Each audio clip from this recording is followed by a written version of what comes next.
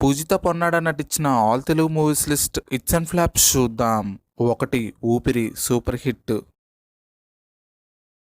2. Darshakudu flop.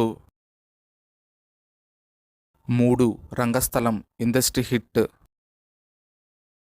4. Rajugadu flop. 5. Brand Babu flop. 6. Happy wedding flop. 7. 7 disaster. 8. కల్కి hit. 9. Where is Venkatalakshmi flop. 10. కథ కంచికి మనం ఇంటికి ఫ్లాప్. 11.